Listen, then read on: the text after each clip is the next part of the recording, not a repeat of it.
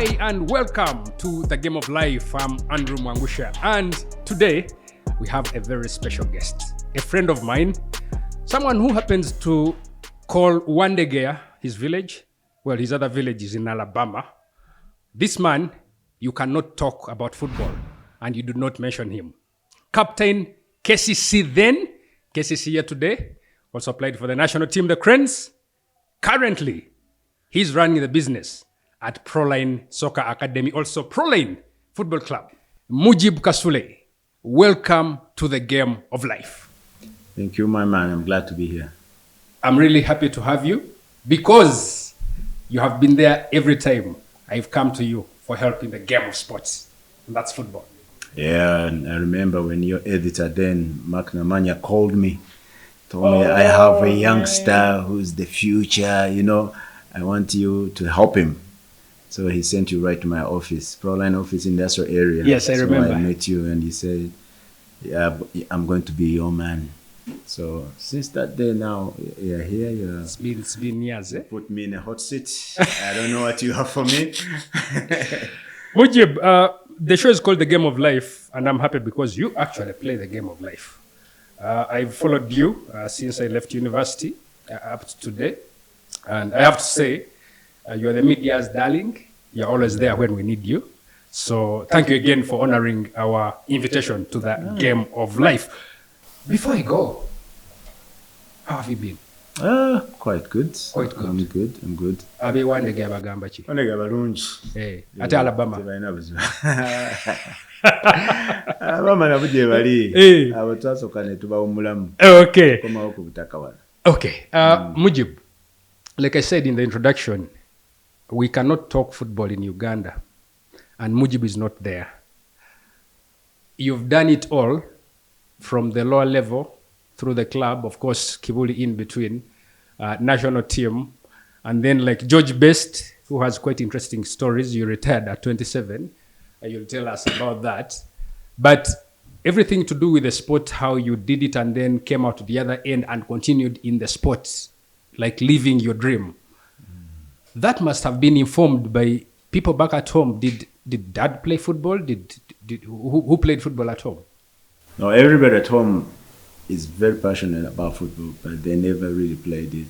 They never really played active football at any level. I have a brother who tried, but let's just say he played. He played the football that he played. They were very passionate, great supporters of the local league.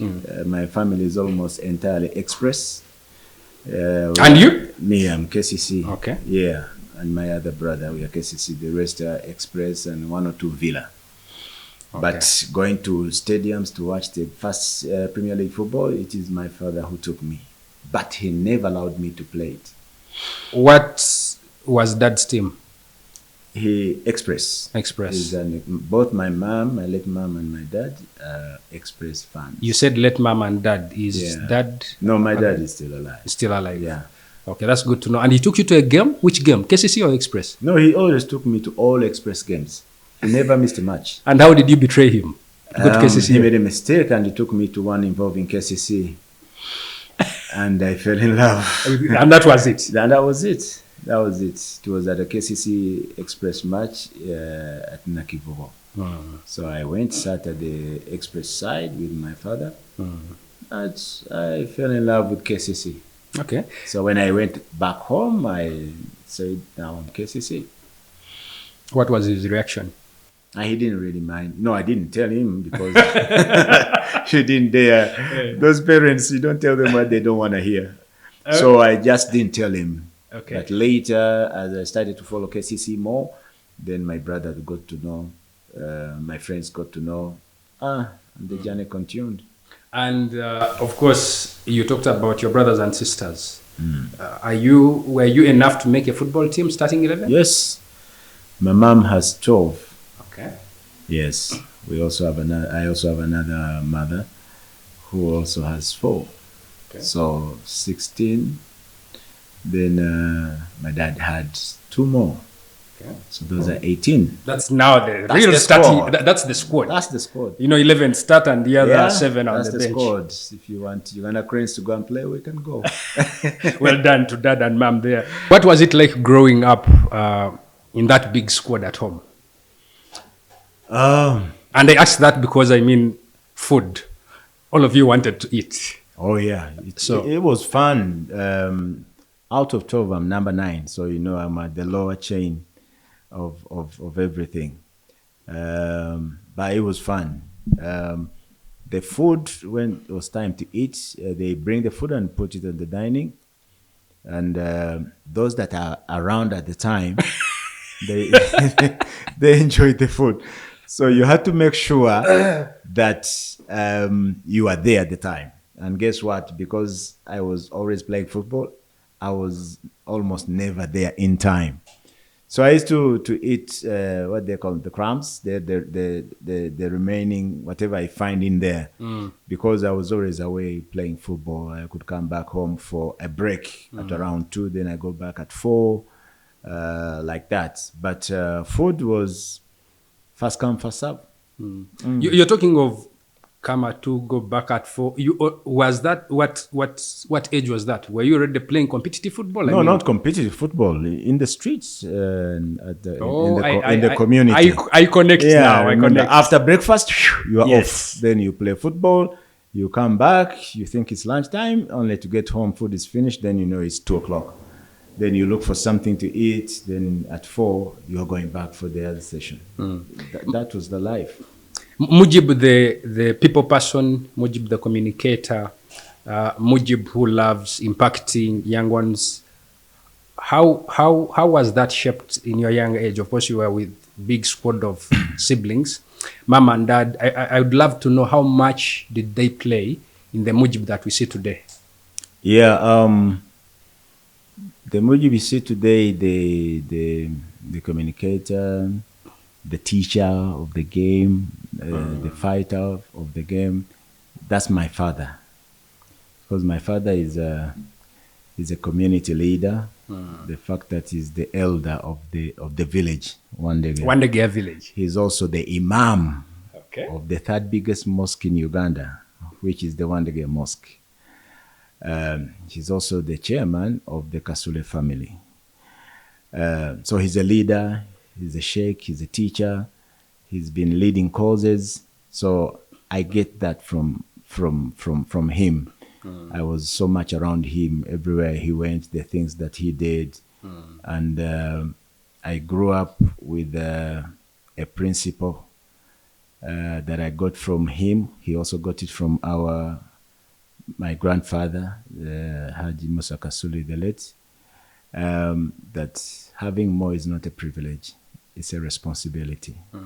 So that value was given to me at a very early age. So throughout my life, I've always tried to live by that. And that is my fuel when I'm doing whatever I'm doing. Quite profound. Then the human side, that even physically, I don't look like my father. I look more like my mother. And also now the discipline, if I'm disciplined, that comes from my mother. I was a mama's boy. Very close. Who is not? Who is not? And actually on that point, mama's boy, I read somewhere, you actually think mothers are way much more to a person than fathers? Yes. Can you try to put that into sense? The Quran that I follow and believe in, and basically the religion, Islam, tells us you should love your mother 3 times more. Okay. Yes, before your father. So, and I have seen it in reality. That's what it is. Kids love their mothers, whether they are Muslims or not. That's a natural thing. We tend to love our mothers, especially 3 boys. times. Yeah, and the boys, they go an extra mile. And I was one of those. Let's stay in that village called Wandegea. Mujib. Wandegea village. For those of you who do not know, Wandegea is one of the most thriving and very active places in Uganda. literally CBD, you could say, and it's just hosts some of the things like Makerere University. It's quite a behavior of activity. And this gentleman in front of me and his family own most of the land on Wandege, and that's where he was born, Wandege village. So whenever we would go for holiday, you would go back to Wandege village. Yes. Okay. That comes with, we need to talk after the show. I mean, if you own Wandege, that's interesting to me. That's interesting to me. But well done to you and the family for keeping the chain going, blessing it forward as well, and for making sure that the things the great grandfathers left are still running well. Now, that family background for me, especially the ladies, perhaps communicates to how you played in team sports. How does that relate? Because when you are a family of 18, you know you can't do a chore alone and it comes through. So in terms of team sport, did that help in any way? Yeah, it did. It did. Remember growing up, the boys were in one wing and the girls were also in one wing. At home? At home. That's like a dormitory or something. Something like that, yeah. We were many. When I go back to our first house, I wonder how we fit in. Because apart from the siblings, we had also other people from other families. You know how it is here. So we were many, over 20. And I remember on the boys' side, we never really had permanent beds. Whoever got into that bed first, when you come, you take the next one. Okay. So that in a way, of course, many times there were arguments. This is my bed, no. But later you learn that is part of sharing and also working together. Also now they used to divide work. Then 3 of you, they will ask you, today you are the ones cleaning the plates. The 3 of you, you are the one in charge of the water. You know, stuff like that. So we used to work in teams. And that for me, when I started to play football, I have never had a problem. And one thing I had as a football player, I always didn't find a problem sacrificing myself for the good of the sport, for the good of the game, of the good of the match. I never had a problem. And I did that continuously over and over, including retirement. Yes. We'll get there. Dad and mom and you playing football. I mean, at that time, parents then focused on you and education. Did they have any issue you playing football? Did they ask? I was not allowed to play football. I was not allowed to play football. When we were growing up, football was considered a game for abayai. Thugs. Yeah. They are the ones who play the game. So parents did a lot not to allow us to play. So I faced that a lot. Throughout my primary, I played for a very passionate football school, Kibuli Demonstration. And it was one of the best in the country, primary level. And I was playing in that team. But I didn't want my fathers to know because he never wanted me to play. Part of it was because of the facilities where we played. We played, you know, in the middle of stones on the streets. So you kept knocking your toes. The nails jump out. You know, you always have a bruise here and there. And every time they are treating. So because we loved the game so much, we still got those bruises, but we could keep them away from our parents. So you die alone. Yeah, but the mothers always knew and they would treat you. But the fact remained that I was never allowed to play football. He started to like me in terms of like the fact that I am playing football when I was playing for Cranes now. Much later, after I even returned through Kibuli SS, through KCCA, still they didn't. No. Because one time he sat me down. The day I knew he was serious. Okay. I was in the UK, and my family, my people who were there, they had gotten me an opportunity to go and do a trial at Chelsea in 1998. Okay. How old are you around this time? I just finished my senior six. I was 18. Okay. Yeah. So John Fashanu, former player, he was the one going to handle me. We even had a meeting with him and my sister and my brother. So I had gone for senior six vacation. So I called my dad with excitement. Say, now I have an opportunity. I'm going to do a trial for one of the biggest clubs here. If I pass, my life will change. And he was quiet listening. So at the end of the conversation, he told me in Uganda, my son, I have never had a dream of my son playing football in Ebungereza. But I have a dream of a son bringing back to me a degree. So I said, why? I put down the phone. 3 days later, I was back here because he was very serious. So I knew, I said, this man will never allow me to play football. Let me just quit. So I came back here. So all that time, he didn't. Then later, I got a scholarship to go to the US now. And it was a football scholarship. So when I brought it home, that's when he said, hey. So he blessed me now to go because the football scholarship was for education. Yes. So then he said, okay, now you go and play hard. He started preaching me about football. I said, okay. So I went.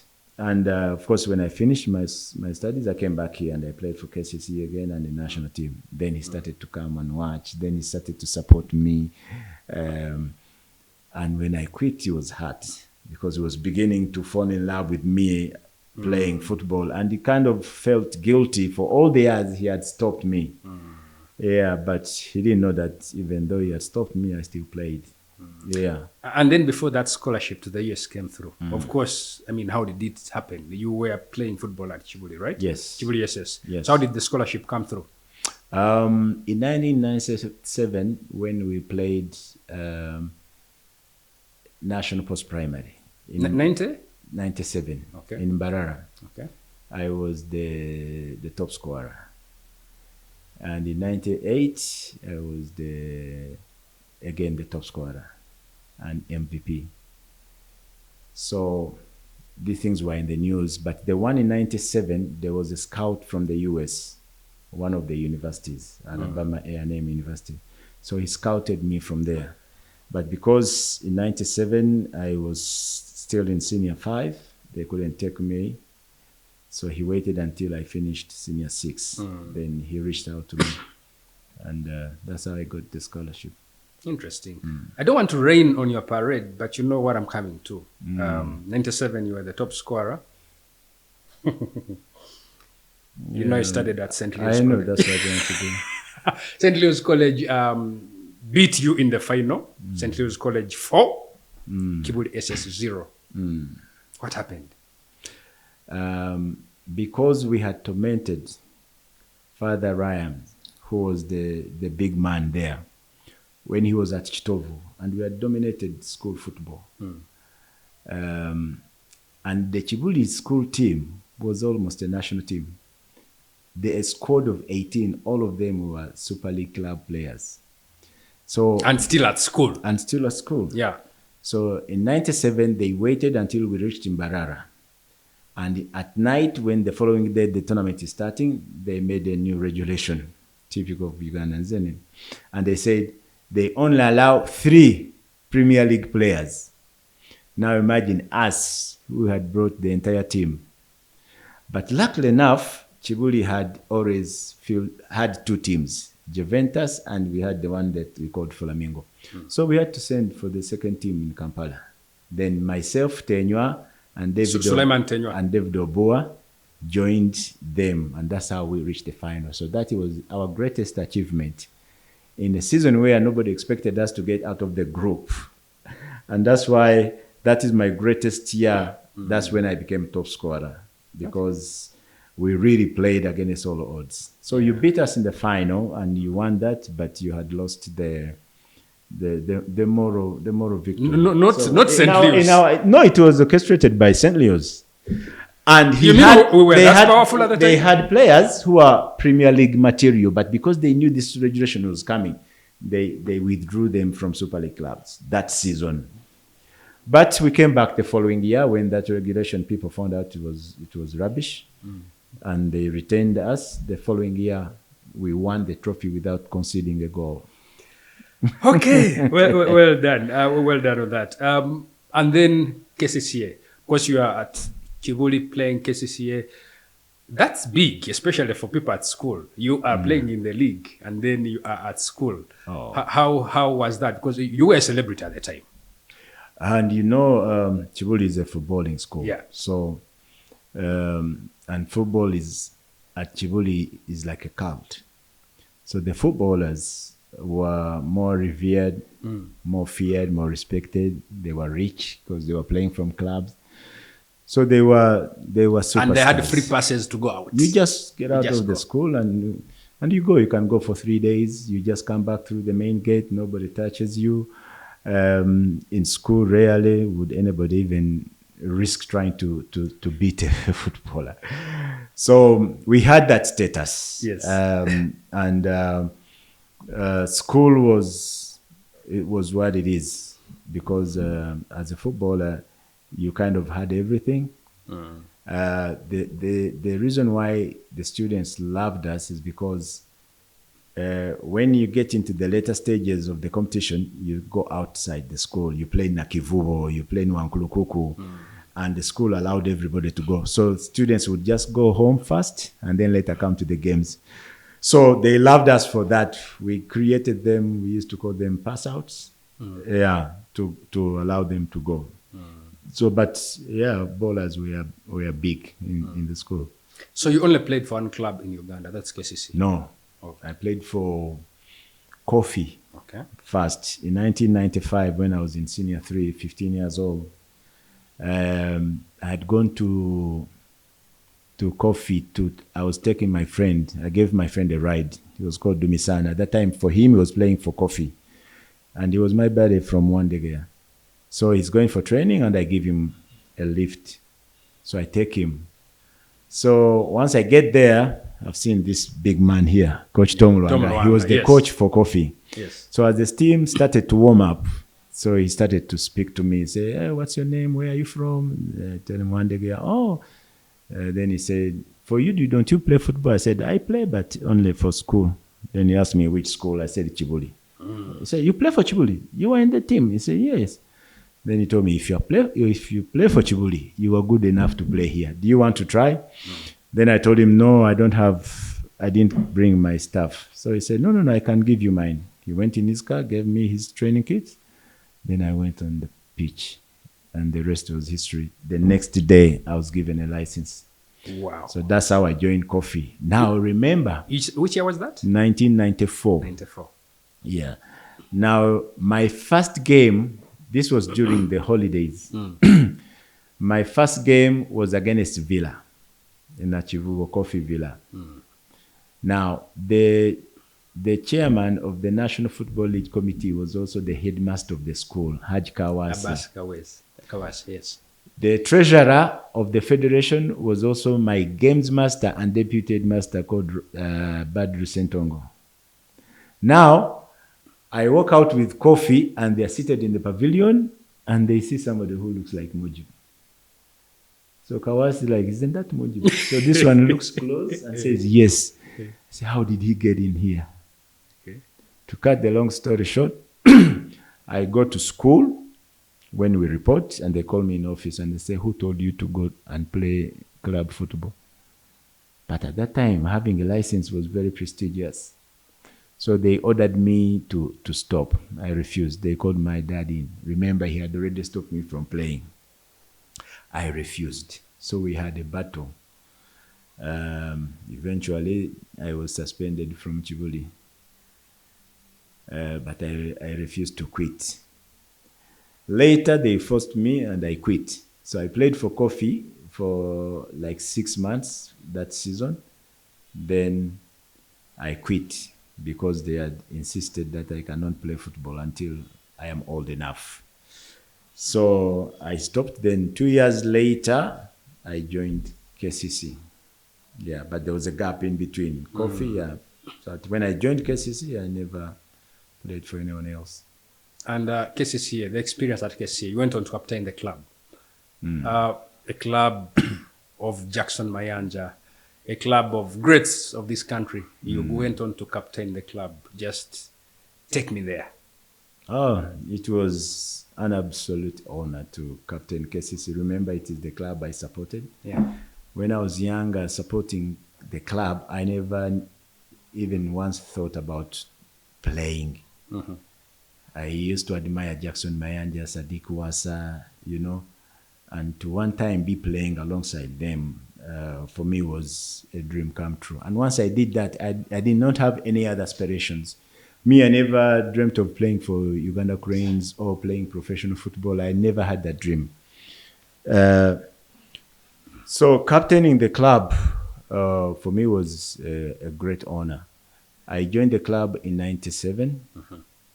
But 97, I didn't play much because I finished my senior six in 98. But I used to go once in a while. But 98, now I started to play seriously. And by 99, I had been made an assistant captain. And Mayanja was there playing. My regime, Sekaja, had been made captain. Sali, Musoke, and so many of them. Then late, of course, I got the opportunity to be the captain. Also, as I was doing the captain, I was given more responsibilities. Actually, some people called me manager, others were calling me chairman, because the club allowed me responsibilities and they supported me to do those responsibilities.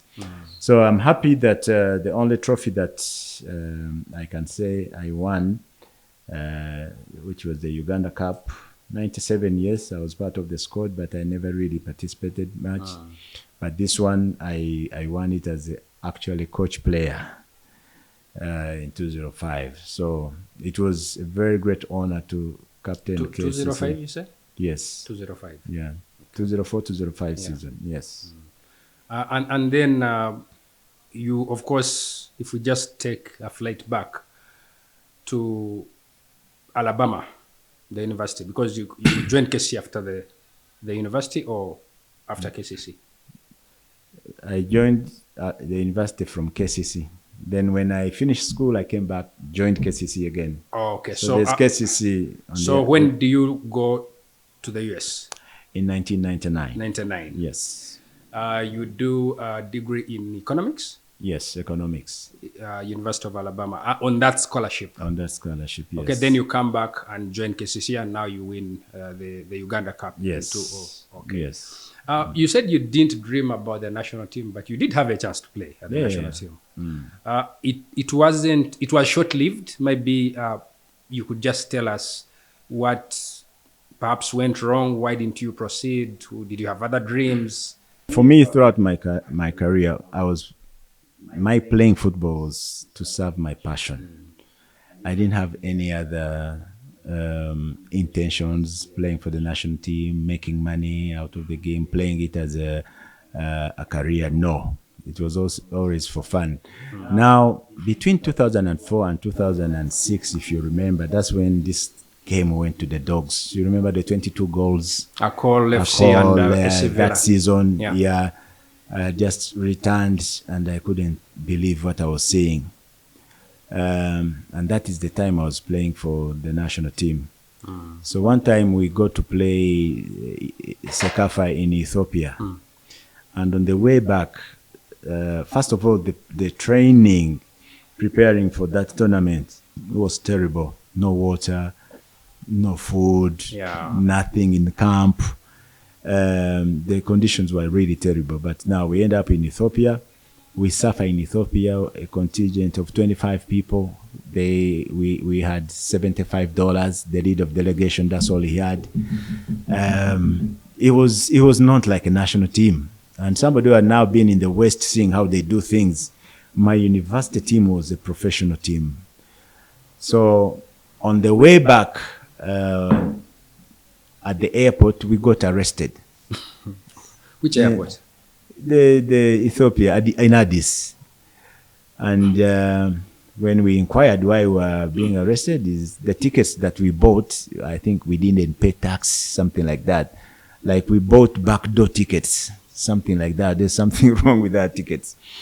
And I said, no, this is not the reason why I came to the national team. National team is supposed to be the epitome of my enjoyment of the game. This is the climax, but I've come here to suffer. I don't want to be part of that.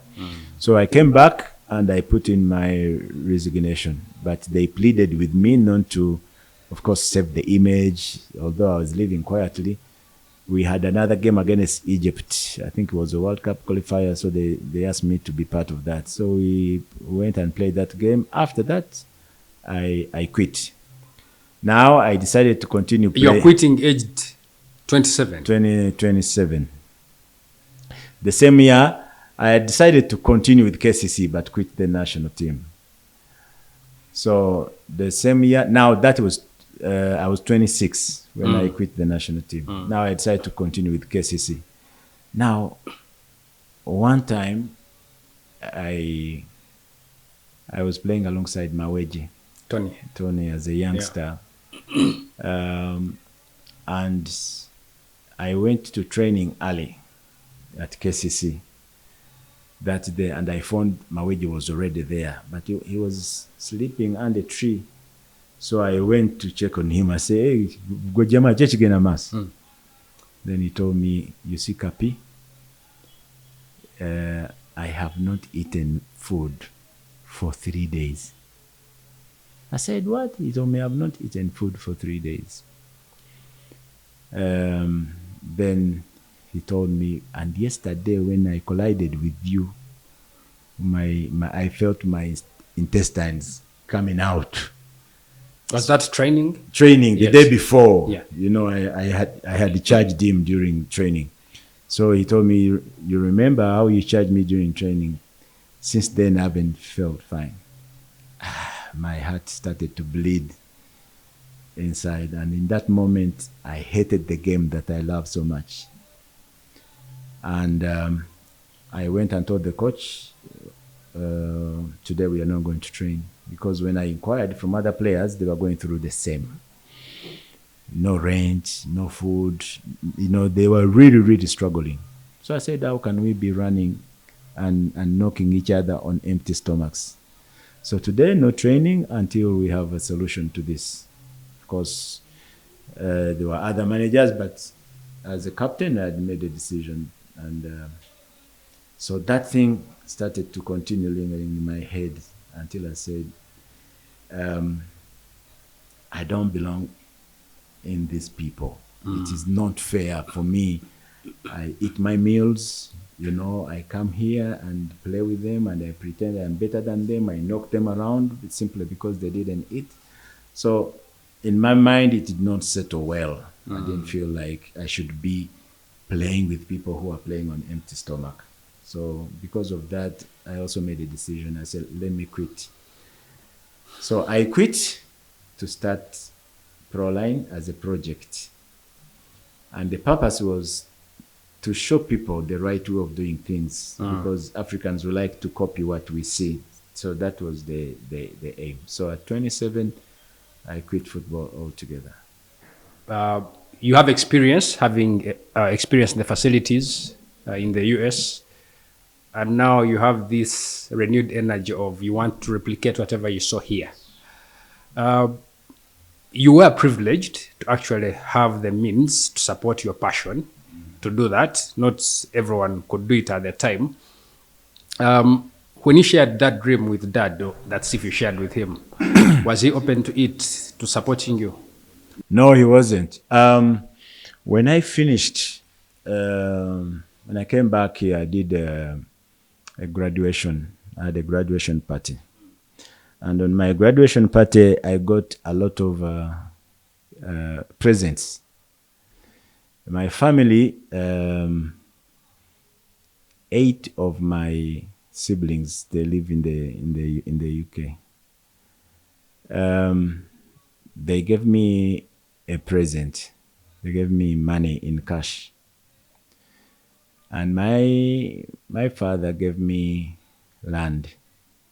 as a gift. Now, the idea for both of those two groups, my parents and for giving me cash and giving me land, was to build a house. So I'd kept the money there and the land was there.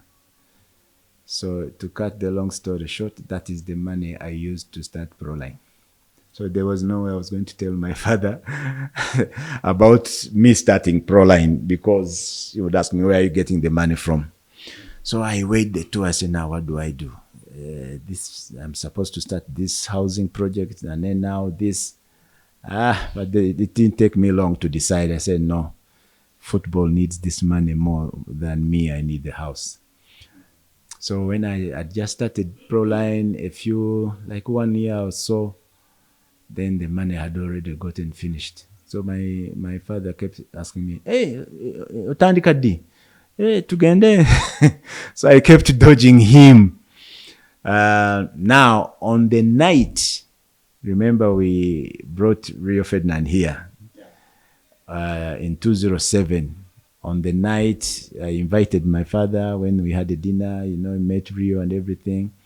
So after that, I thought that was the right time. I told him, you remember the money and all that he had added? I used it to start this project. Then I was quick to say, but this project is going to pay off. It will give me 10 times more.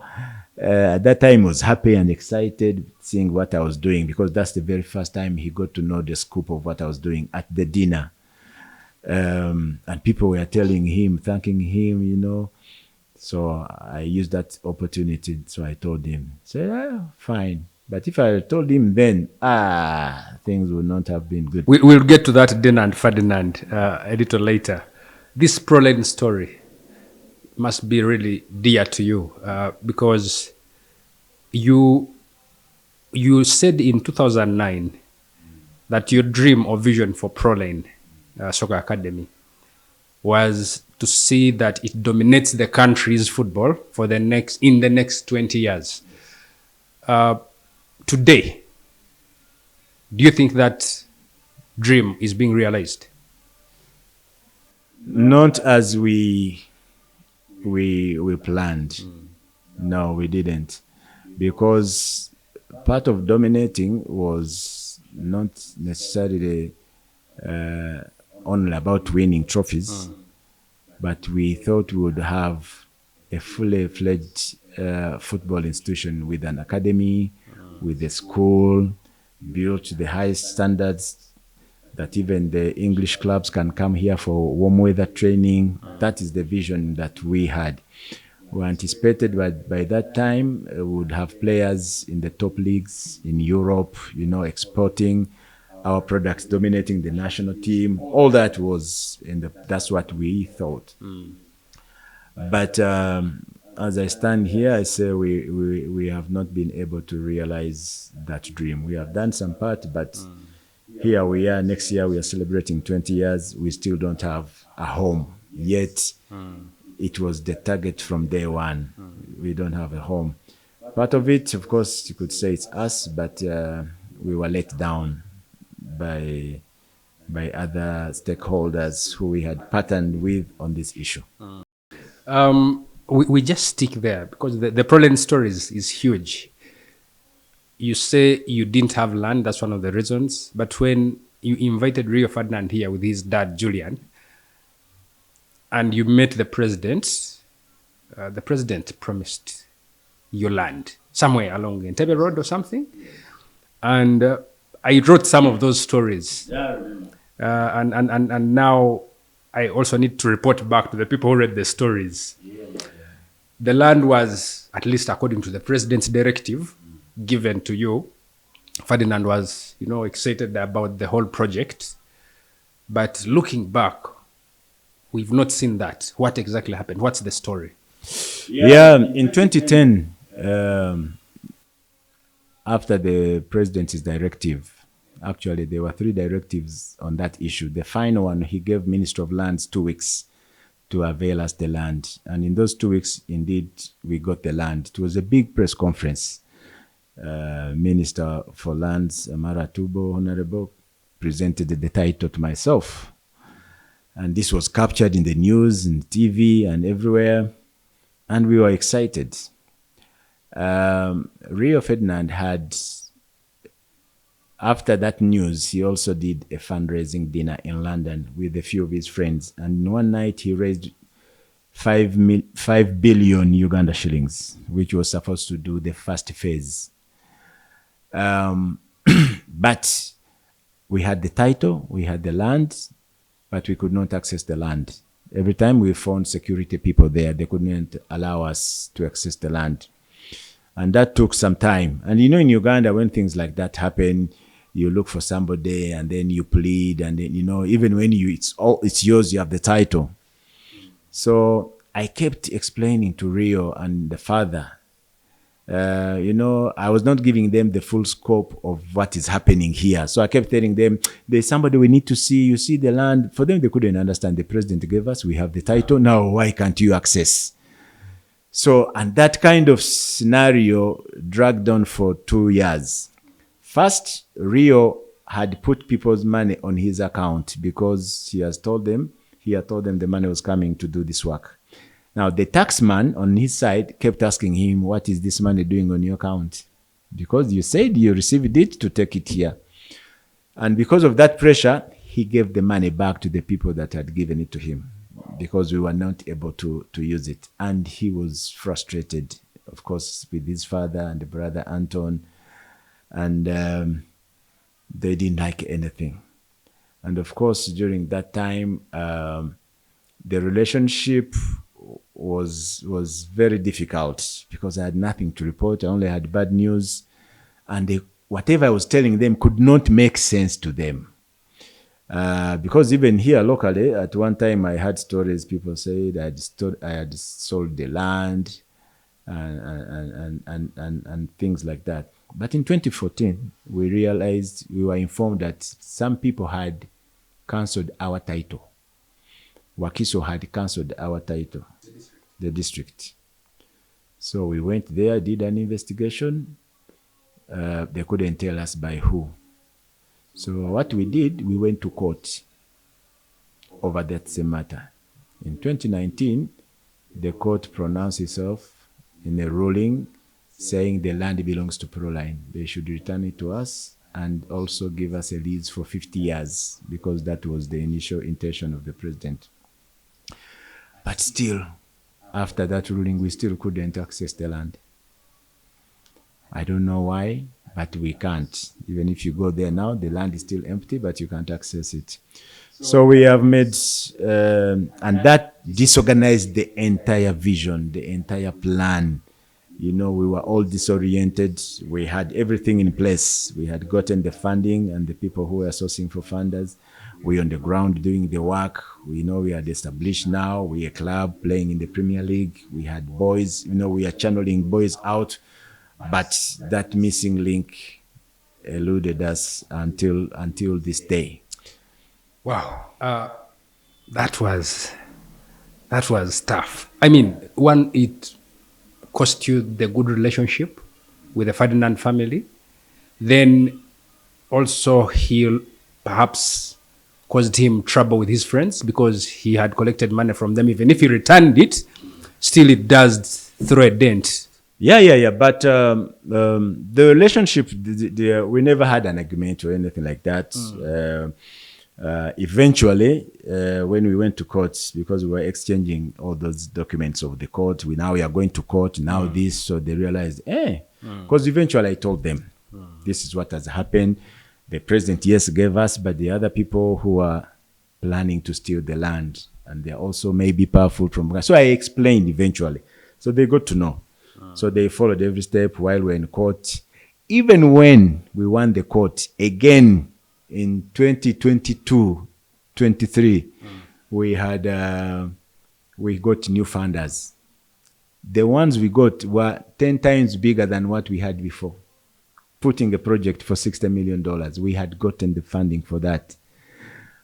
From where? You want to mention again? Through Rio's contacts. Yeah. Rio and his dad. Yes. This time bigger. We are going to do something very massive. We went to all offices. We explained, we presented those offers they were giving us. They even sent here a delegation to meet government. We went to Ministry of Lands and met them, what we want to do. The funder just wanted us to show him where to start to do the work. This time, it was even going to be bigger than what we wanted to do 18 years ago. But still, we failed. Jiba, did you ask those people whether they wanted the kickbacks? Because that's how business here runs. I'm not saying it to be proud of it, but sometimes people don't want to tell you, and then they frustrate you.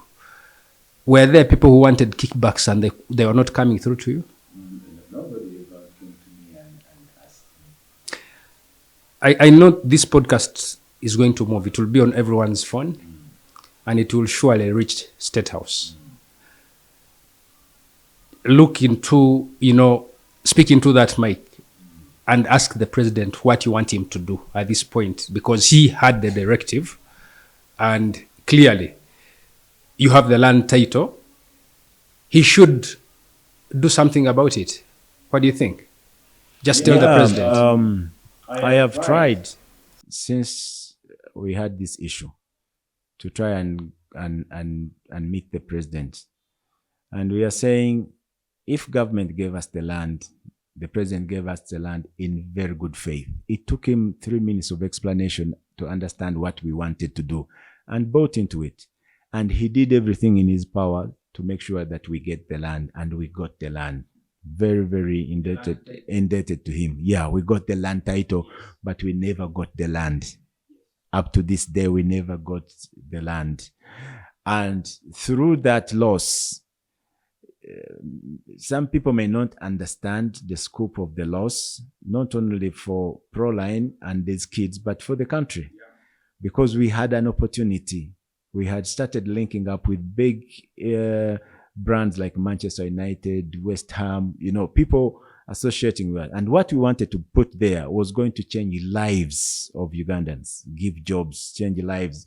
Most importantly, improve also the tourism of the country, because the plan was to bring in clubs from outside Uganda to do warm weather training. We are going to do a school such that we produce complete footballers who are educated, but at the same time, they can do their career in football.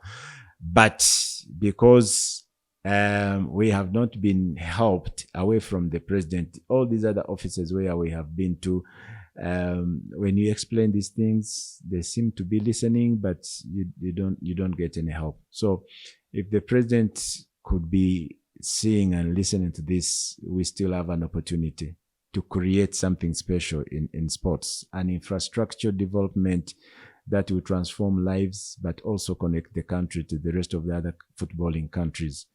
Our patrons, the Ferdinand family, they have been very willing. They have been very patient, because they gave their word that they will support this cause, and they feel it is something they need to complete, because they promised it. These people, when they make a promise over something, they want to complete it, but their hands are tied because they couldn't do anything because of that. It's quite a sobering. It's very sobering story, especially given that. And around the same time, if I can, because Craig Bellamy went to Sierra Leone a week after Rio had been here. He was also given land. He completed his complex, I think, a year later.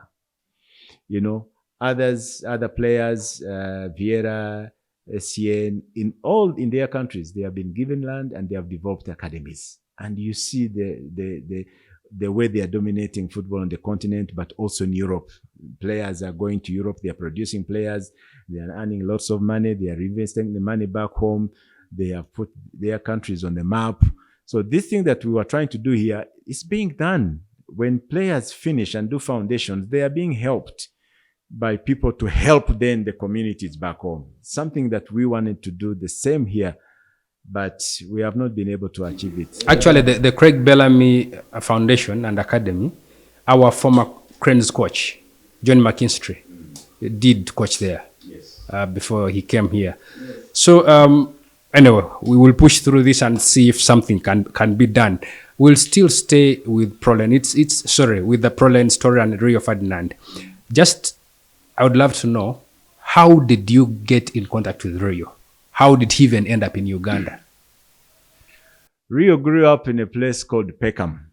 Peckham is one of, call it a ghetto in the UK, notorious place at the time. So in the same area where he grew up with two Ugandans. One of them is Patrick Gwayambade. Oh, Coach Patrick. Yes. Coach Patrick. Now, his brother, called Martin, was Rio's very, very close friend. So Martin is the one that introduced me to Rio at the PFA Awards of 2005. Rio invited me as his guest on that day on the awards. But before going there, I didn't want to go because I kept telling Martin, those people are not my level. I don't want to hang with people that are not my level. But the only reason I would go, because at that time I had already started to think about starting Proline. So I asked him if he could give me 2 minutes to speak to him about something. Really? Yes. Yeah. So I told him I don't want to just hijack him. I want you to ask him. If he says you'll give me 2 minutes, I will come. If no, I will not come. So he asked him, and Rio said, yeah. And why? Because Rio told him, I'm a player in Uganda. I'm an international player for Uganda. And now we footballers, we respect that. And he accepted. So I went, and in the party, when Rio walked in, you know those big stars, he had a private room in the back where they first put him before joining the rest of the people. So there, Fighter took me, and I was in front of Rio. Out of the 2 minutes, the first minute went. I couldn't say anything. I didn't know where to start, but these people know, and Rio is my age. So he just tapped me on the back and said, Fighter, Martin, his nickname is Fighter. Fighter, tell me you play. I said, yeah, I play for my country also. I am captain, one of the biggest clubs there, but I'm tired of playing. I'm thinking of quitting and starting an academy. He said, why? How old are you? I told him it's 27. That's my age. So I said, yeah, but things are not going well in my country. I want to sacrifice myself and start a youth project. Maybe 5 years down the road, we can multiply them. Yeah, I say, oh, that's a good idea. Then I said, but it's very difficult to do it. I would need people like you to help us in one way or the other. He said, no, you start. We will look into it. And that's what I needed. After that, I remember I went and sat in a corner. Then I let them enjoy their party. For me, I'd gotten what I wanted. Not that I thought he would follow through with it, but he gave me the courage. And when I came back here, I now zeroed in on starting. Then later, again through Fighter and Patrick, I met now the father, Julian. Now, Julian is the one that first came here. Yes. Then later, through Julian, of course, I convinced him to let Rio come. And Julian asked him to come. And later also his father is his brother Anton Ferdinand. Yeah. Yes. Because when he came here, he saw the talent, he saw the need from these boys, you know, and said, no, me and my family, we are going to support. And from that time, they supported. 3 days later, after leaving here, they got us a contract with Nike. Yeah, and if you remember our days in Proline, the way we used to dress, that was Nike dressing us up because we had gotten a partnership with them. Then, of course, when he came here, we went to the president, and that's when we asked for the land, and they were now really into it. he got me to go to do my internship as a coach and then football administrator at United, where I got most of the knowledge that I'm sharing now.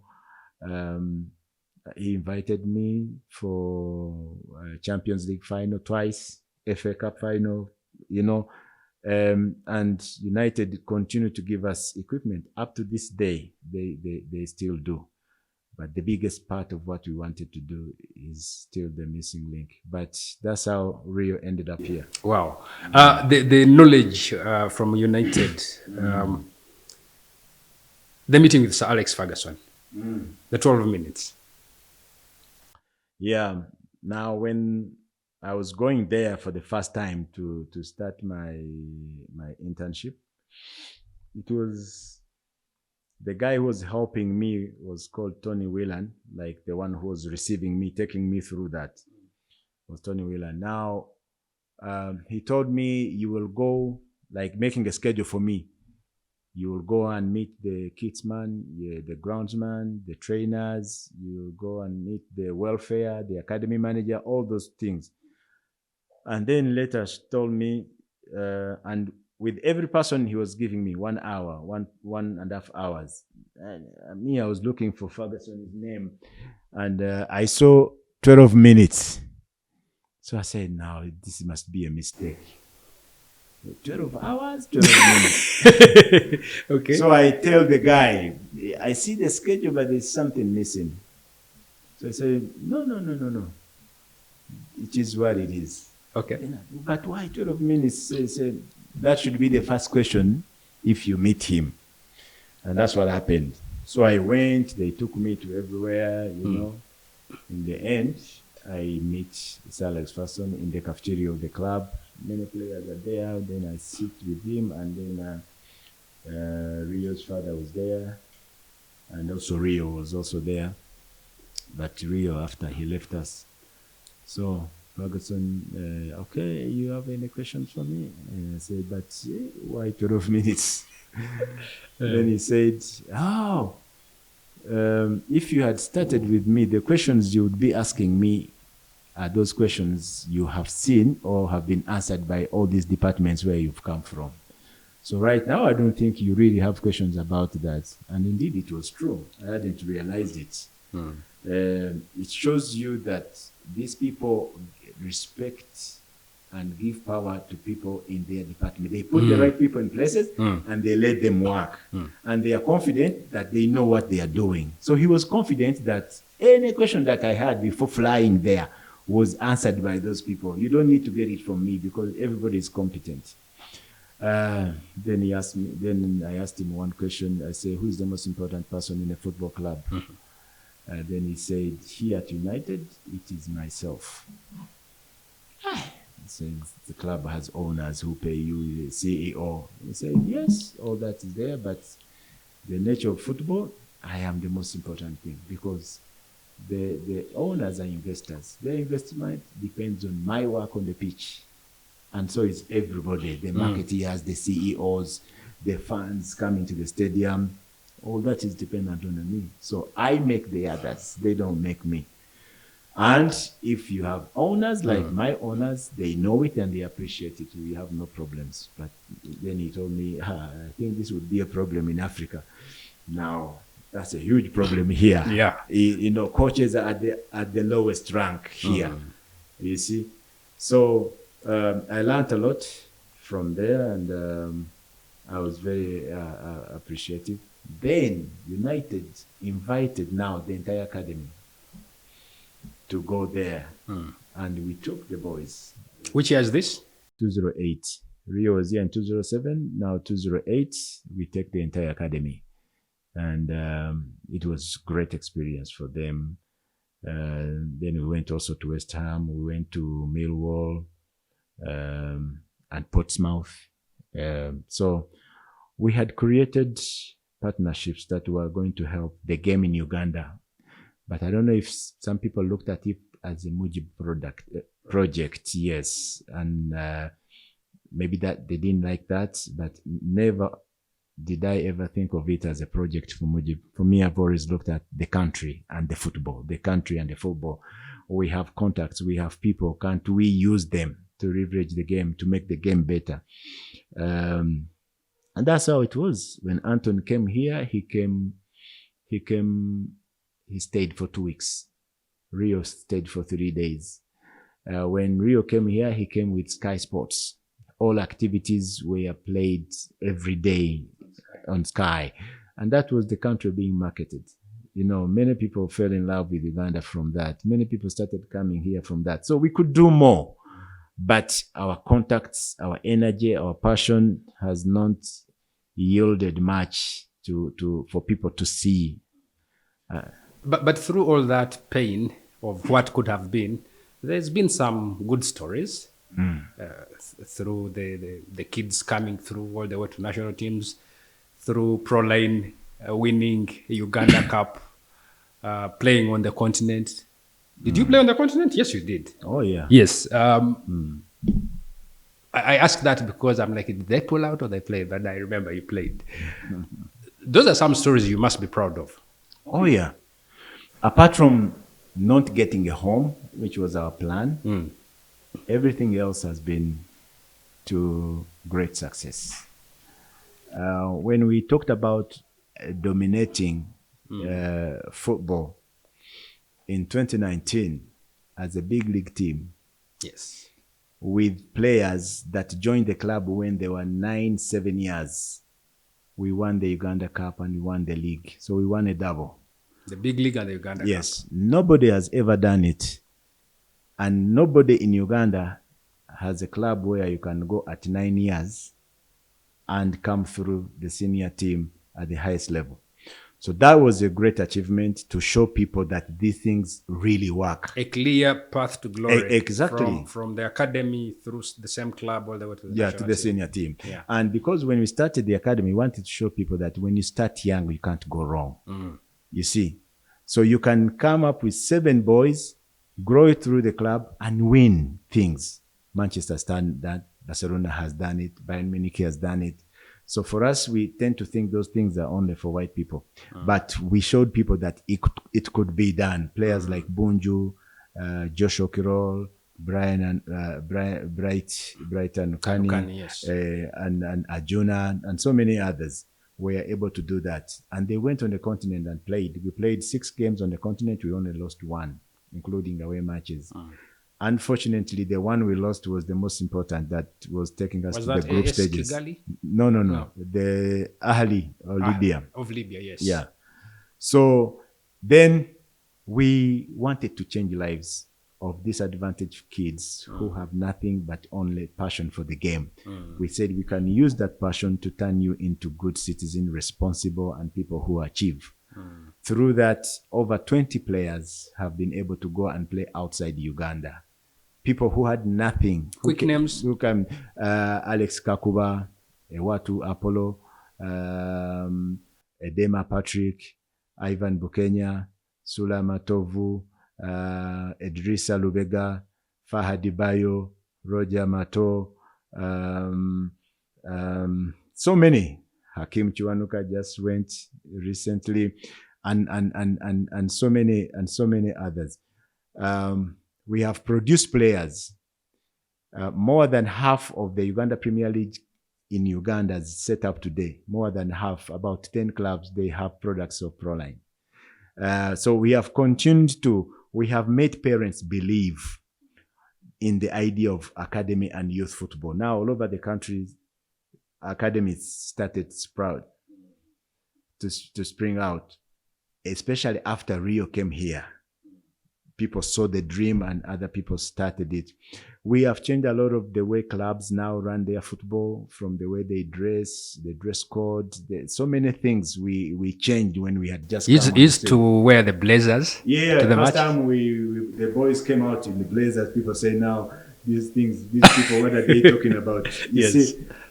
So we changed lots of things. People are still doing. Professionalization of the game was done through this club. So we are proud of what we have achieved, and we continue to achieve. Not to blow the trumpet, but by far we are the biggest producers of talent in terms of coming from the academy and going up. And we want to continue doing that. We want to teach and also share knowledge, which we constantly do with other people who want to do youth football, because alone you cannot do it. If you are going to benefit the country through youth football, we need to have so many people doing the same thing. It's not a competition. It is working in concert to develop the game. And talking of that, so many people doing it, FUFA just released new regulations to conform with the new Sports Act of 2023, which says all academies, sports academies, must register with NCS, National Council of Sports, for them to get the license to work. I saw the money that you need to pay. 1 million Uganda shillings is application, getting the license a combination of application and getting the license, 3 million at the start. Then you have renewal, which you also apply for at 1 million, and then getting the license at 500,000, anywhere in between. So the start is 3 million combined, and then this is 1.5, and that goes to NCS. We haven't even talked FUFA yet.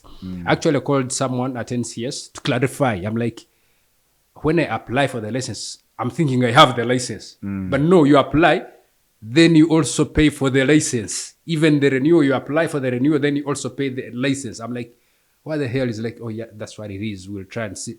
So they didn't respond well on that. But what's in this for you as academies? Because now you have to pay to actually operate. Maybe that's what should be done elsewhere. I don't know. But as people who are in charge of grassroots football, do you welcome the new regulations? It's always good to organize people, but the interest in this case should have been football. Now, people have been asking, what is in there for you as an academy when it comes to these regulations? I've been telling people that's the wrong question. The question should be, what is in there for football? These regulations, is it good for football as we speak? Or the answer is no. For me, I think at the moment, first of all, I think I told you earlier, the definition of an academy is a club or affiliated to a club. Now, most of these things they have classified as academies. They are not academies. They are community grassroots football programs. Yeah. But because they want to get money from them, they have given them the name academy as a trap for them now to come. But they should know better, but that they are not academies. So if they are not academies, then we ask ourselves, where are the academies that we want to regulate? Where are they? So they realize that probably there is only one or two. So those two academies, are they the ones you have gone to make an act or regulations for? That's number one.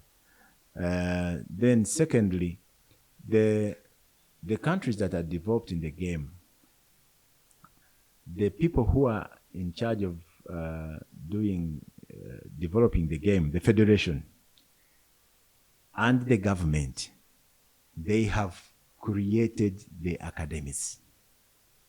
They have created the academies. Give you an example. In Germany, they also went to parliament and did the act.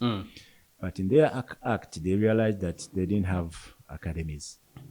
So they said, okay, we are going to create academies starting with the Bundesliga clubs.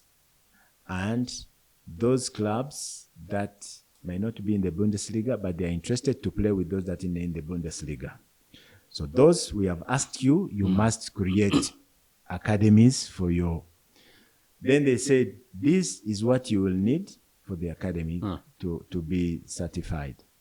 On the right-hand side, they write the benefits. Now, in Germany, if you are in category 1, they give you 1 million euros. They give you 1 million euros. Category 2, 600,000 and 400,000, like that. Now, here they are doing the opposite. They are taking from the academies and giving nothing.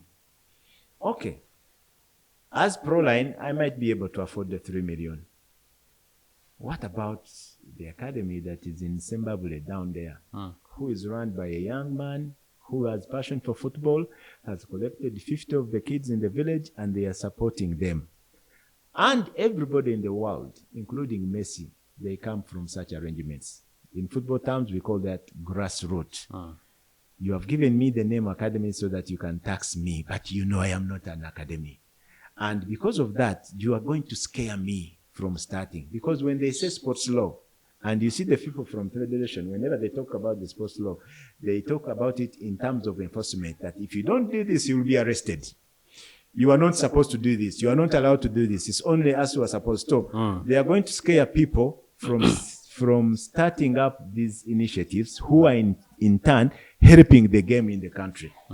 So for me, I think the law was not done, first of all, in consultation with us who are in youth football, because if you're going to do anything, I am not bragging, but I am in youth football. I have worked in the federation. I am a coach of coaches. So if you are going to do anything about youth football, I believe I would appear somewhere along the chain of consultation or the debate. I have never been anywhere. And when I ask my other colleagues who are also in youth football, none was ever consulted. We never had a meeting for people to understand these things. But I think somebody sat somewhere and did as they did. So two things are going to happen. This law will, they said, it die in natural birth. Natural death. You cannot functionalize it. That is number one. Number two, it will scare people who want to help the game at that level, because that's how the game in Uganda and many other African countries survive, on the will of you, Andrew, and me, who start these boys and start them up. But I think the law was made based on 1, 2, 3, 4 academies whose kids are able to pay money to be in the academy. You see, and that should not be the interest of the people who are developing the game. The interest should be in the thousands of other academies who are helping to develop the game by giving the platform at the grassroots to these kids. But right now, as we speak, whatever they are asking of them, they cannot fulfill them. We don't even have infrastructure. Now you want them to bring contracts of where they train from, you know, that I have contracted this place, you know. So all those things, I think they were not brought in good faith. Although I have no problem with organizing these things, but I think something that would have come last is what we have started with. And I see lots of challenges with that. Just before we leave Proline, of course, from the highs of playing on the continent, winning the Uganda Cup, we take a nose dive, and now you're relegated to the regional league. That's where you're playing football. That experience, you don't belong there, do you? No, we don't. So but that's where we are. Yes, Proline was relegated first from the Uganda Premier League, and then the following year from the big league. We were not relegated because we were weak, but we believe we were politically targeted. When we were playing on the continent and in the Premier League, if you remember, the Federation deducted 9 points from us because we had the stalemate over a Villa game they scheduled in the transfer, in the non-FIFA break. Yeah, in a FIFA break. FIFA break. International break. But you had more players, or Villa had more players. I remember that scenario, but what was the it was an international break. Yeah. And according to FIFA rules, in the international break, the league has to stop to allow the international football to go on.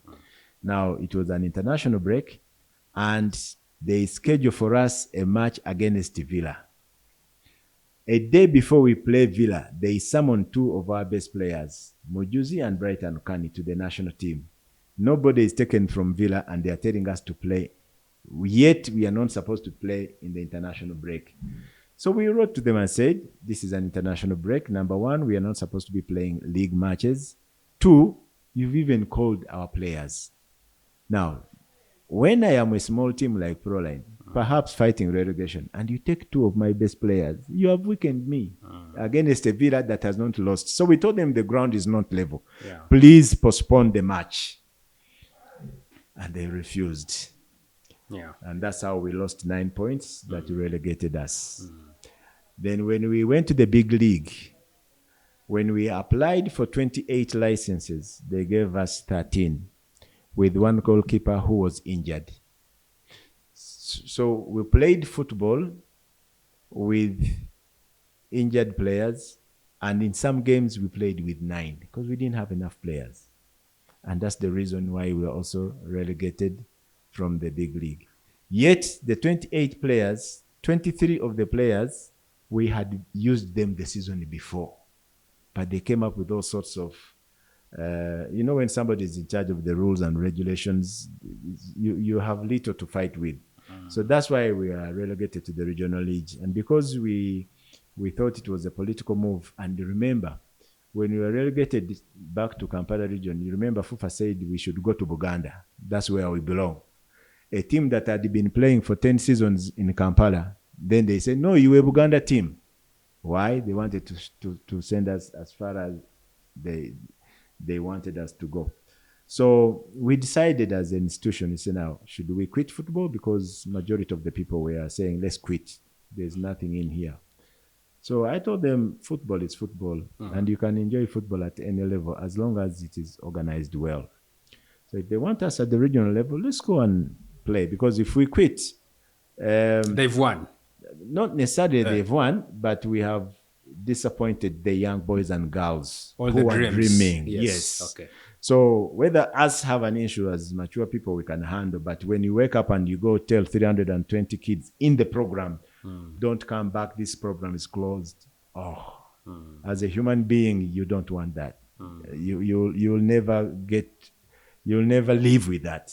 Because I have seen boys just lose a match in training and they go back crying like hell. Now, how about telling them now your dreams are normal? Because when they are with us, they believe in us. They think we are going to take them to the promised land. They are young. They need a direction. So we just didn't want to wake up and say, no more this. So we continue to say, let's sacrifice and do whatever we can do from here. And that's what we are doing. Okay, since we've talked about, the relegation and political motivation and all, you've had a number of attempts at becoming FIFA president. Of course, you first moved in under Mulindwa, then resigned, and then contested or attempted to contest against Moses Magogo, the current FIFA president. And this time around, they've been in that exercise. You've not attempted at all. Why? There are people who believe you should be actually a FIFA president, but your attempts have not been successful, and this time around you didn't even attempt at all. First of all, the reason why I wanted to contest was to lead a different agenda that I believed was football centered. And many people had asked me to do that. And because we believe the game is not where it's supposed to be, we wanted to do that. But the first time you saw it was very hostile. Me, I thought it was a matter of presenting an agenda and another candidate brings an agenda and people choose. That's what I thought in my naivety. But I learned the hard way. I wasn't allowed even on the ballot. Of course, they gave thousands of excuses, but all those were not, there was no merit. Then I thought, okay, first time maybe the incumbent was coming back for second time. So I said, okay, let us give him another term. So another term ends and things are getting worse. So I thought it was now right again to come and change. So I came back again. And again, I was denied an opportunity to even get on the ballot. So this time I did a bit more investigation. Why? And I realized that they have set up a system. 2021. I realized that they had deliberately created a system inside where it was impossible for anybody to be nominated unless the incumbent wanted them to be.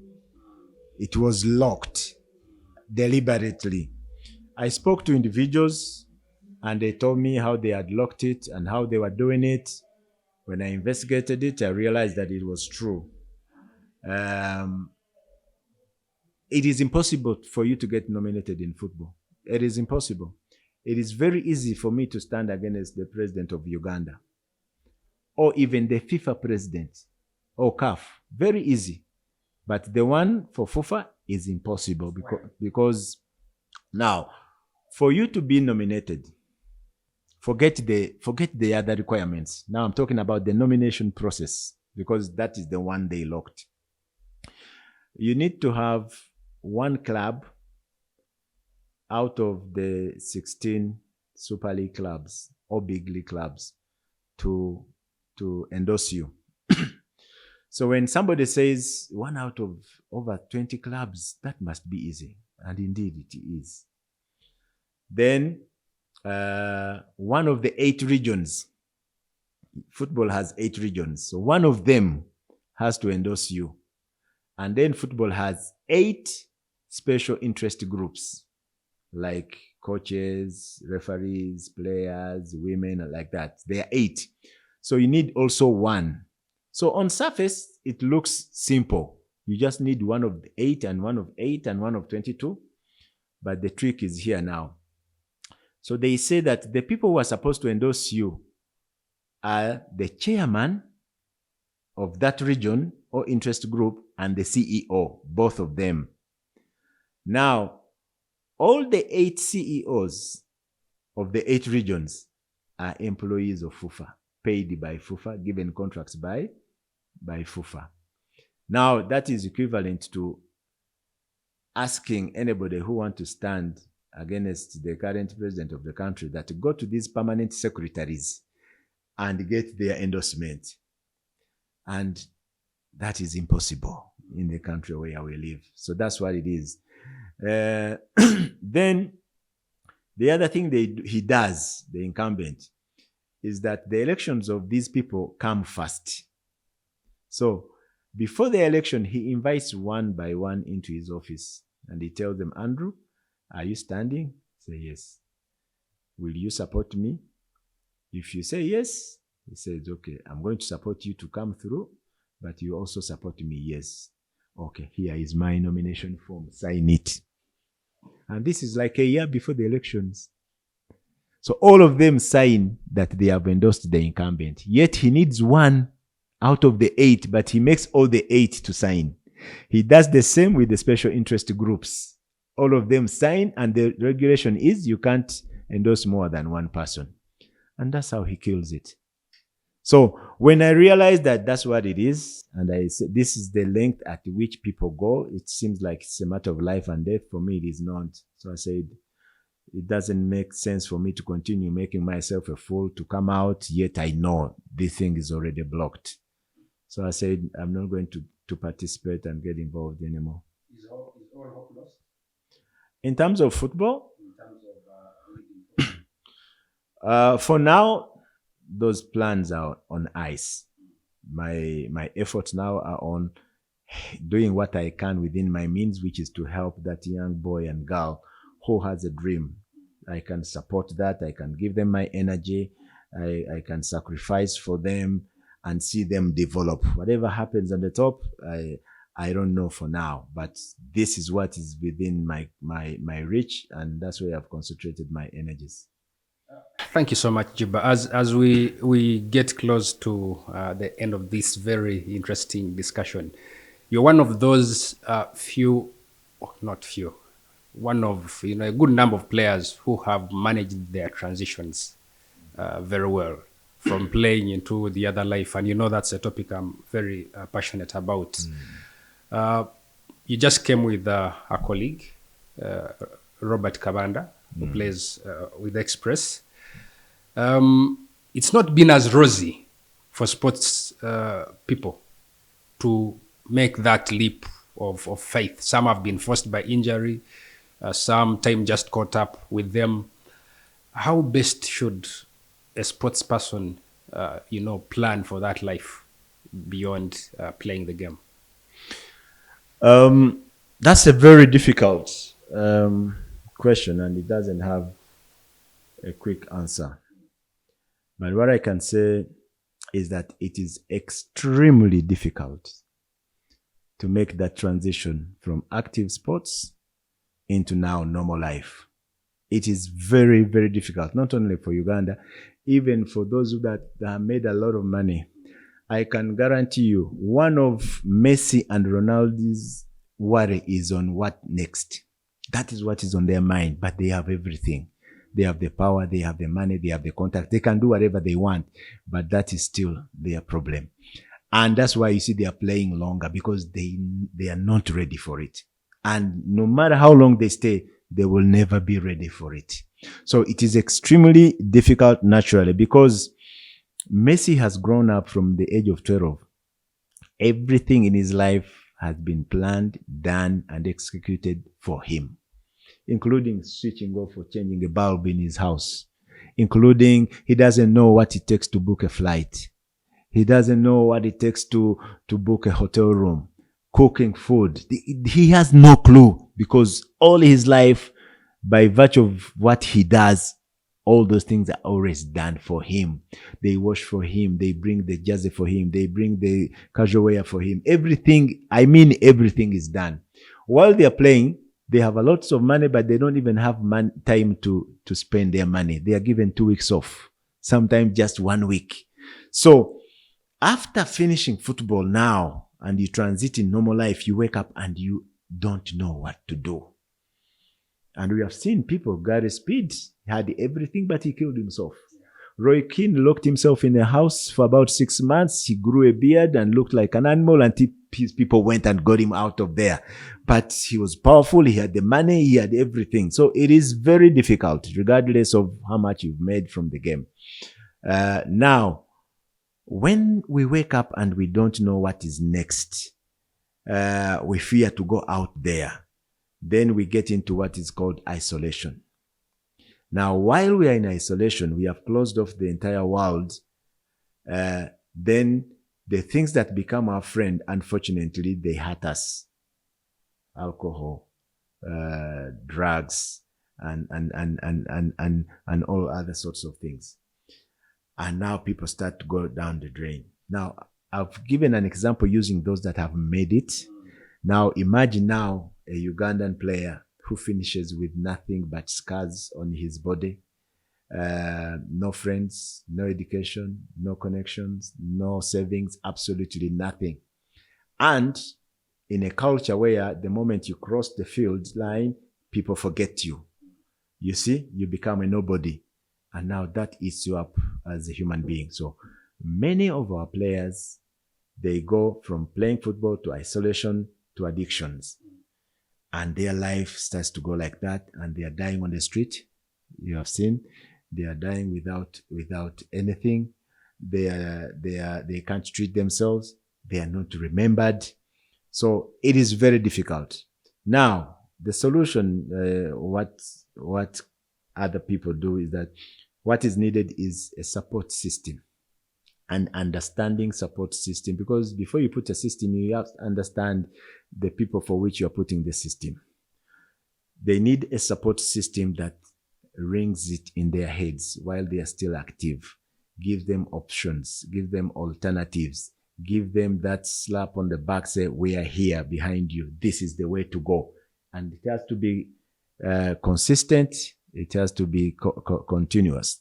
That's why personally, I jumped onto the Legends Marathon, because it's the only thing in this country that I saw that speaks to that problem. Because if we don't do it, we'll continue to be hypocritical. We'll continue to have cheated the sportsmen, because while they're active, they give us joy. Many of us even make money off them and all this, but when we retire, we forget them. So we have not done what we are supposed to do by their right. So they need a support system all around that can help them during their active days and also continue with them after they have left. People who mentor them. Now, some of us who have made the transition, is not that we are special or we knew the tricks. No, we were lucky.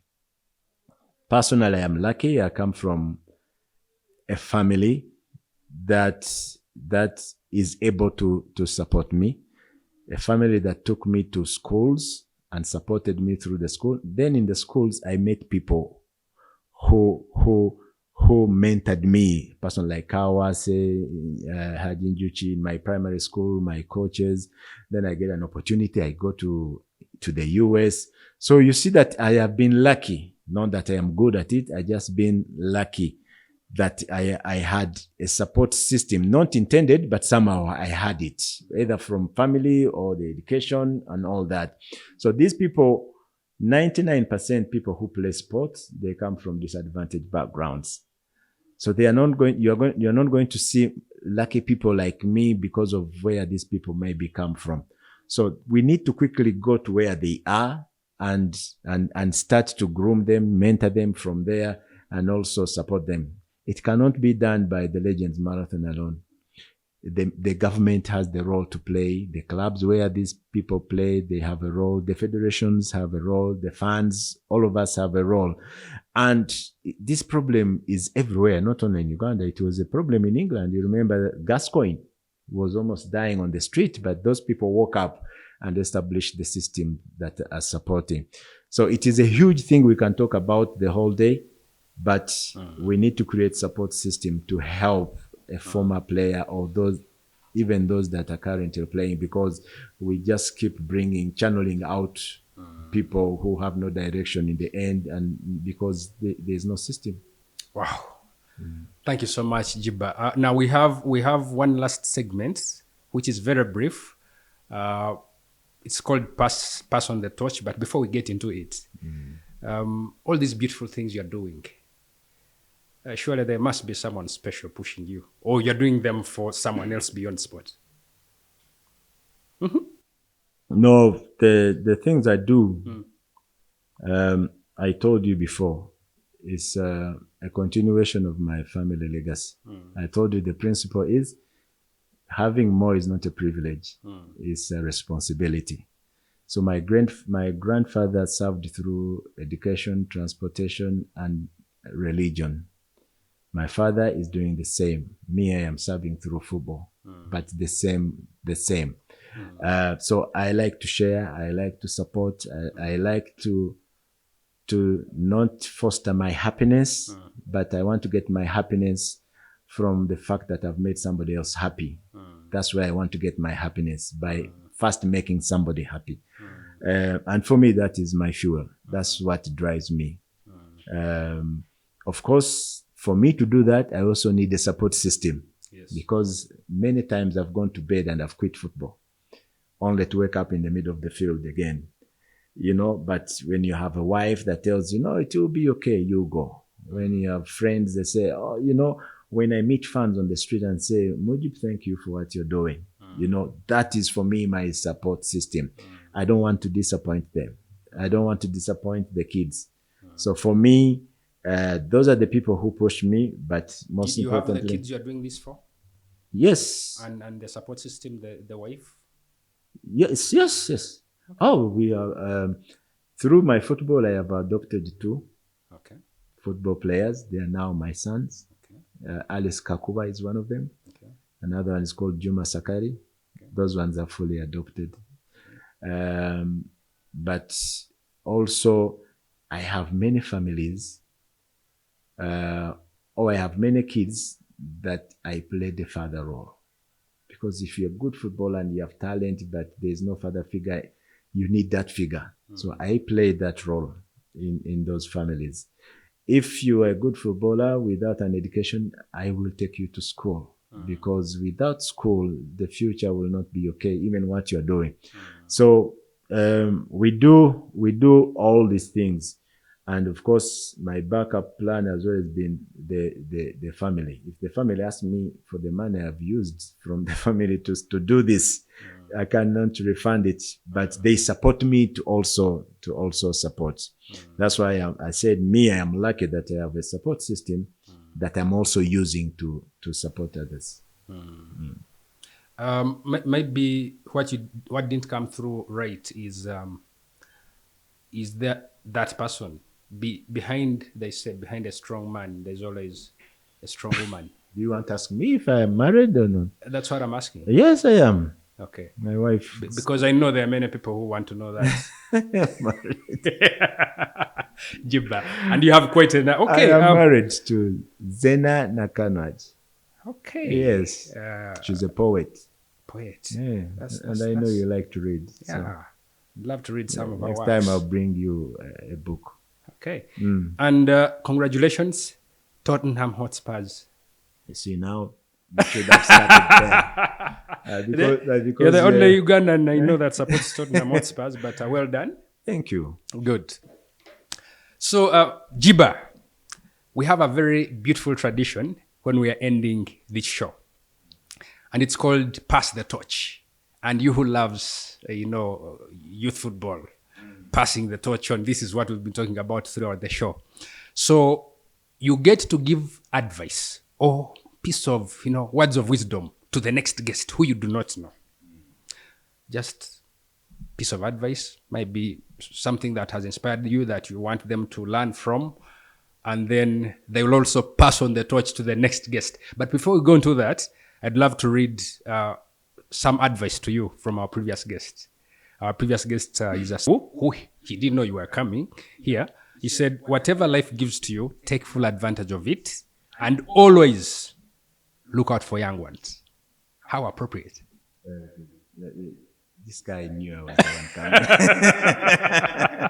coming. So, Mujib, for our next guest, what words of wisdom, of piece of advice do you give them? I know the next guest is a very important person, and they know that they're important.